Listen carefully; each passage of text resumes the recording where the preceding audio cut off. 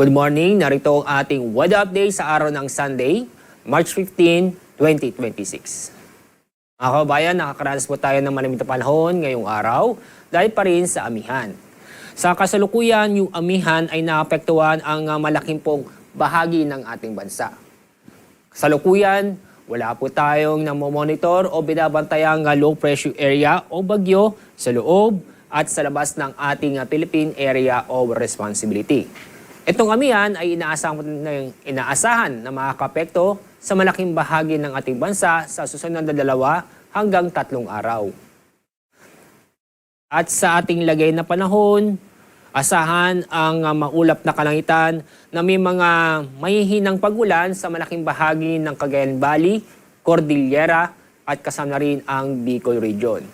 Sa lalabing bahagi po ng Luzon, kasama ang Metro Manila, inyong papansin, bahagyang maulap hanggang sa maulap ang kalangitan na may kasamang isolated na mahihinang pagulan. Dahil sa amihan, ang pinakamababang temperatura ang matatala sa Metro Manila ay aabot ng 19 degrees Celsius. Sa Baguio, aabot ng 10 degrees Celsius. Sa Tuguegarao, inaasahan po natin na aabot ng 18 degrees Celsius. Dako tayo sa Visayas at Mindanao. Asahan rito, asahan ng maulap na kalangitan na may mga mahihinang pag-ulan doon po sa Northern Samar at Eastern Samar.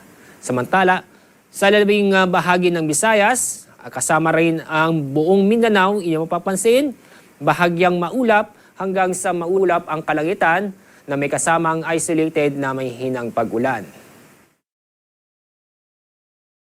Anday pa rin sa amihan, paalala po sa mga kababayan po natin na iwasan o pagpalibang sa mga lugar nito, ito yung sa Eastern Seaboard ng Southern Luzon, Visayas at Mindanao. Ang mga lugar po na sa ilalim ng gale warning ay sa Northern at Eastern Coast ng Catanduanes, Eastern Coast ng Albay, Northern at Eastern Coast ng Northern Samar, Eastern Coast ng Eastern Samar, Northern Coast ng Dinagat Island, at kasama rin ang Siargao, Bocas Grande Group.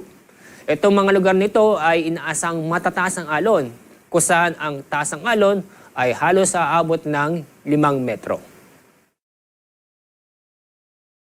Kahapon, ang heat index po natin ay umabot ng 39 degrees Celsius doon po sa Cotabato City, Maguindanao. Sa Metro Manila, umabot ng 28 to 29 degrees Celsius.